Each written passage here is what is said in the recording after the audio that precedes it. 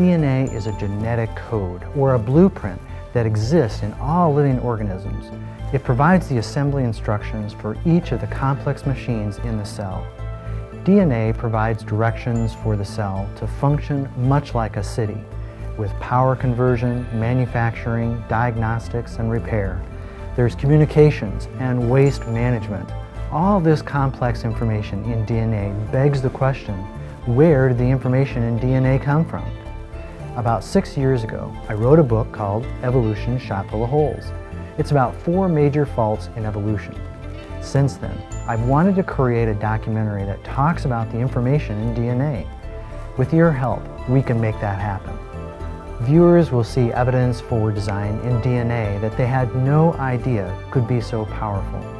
To give you a preview of the evidence, I want to take you with me to see some of my conversations with people I visited at the UW-Madison campus. So you're a student here at the UW. Mm-hmm. Tell me, do you believe in evolution? Yeah, I do. Okay. I do.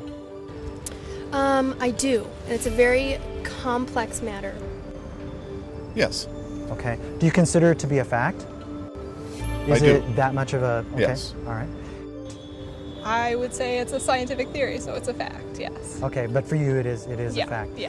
To help people understand design versus a natural cause, I like to use the analogy of a heart drawn in the sand.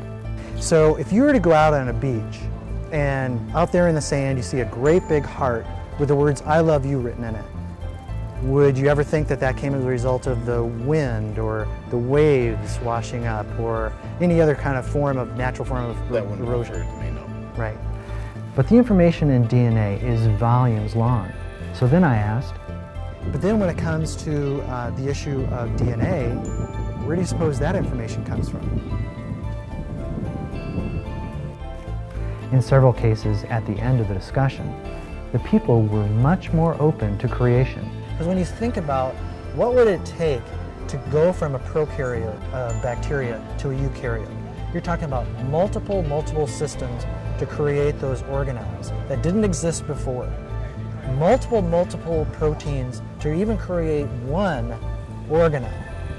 We're talking about massive amounts of information that didn't exist before and can only come about through natural processes without a mind or intelligence, and as far as we know, can only come about through time, chance, natural selection, mutations. I find that to be a very strong argument in favor of design.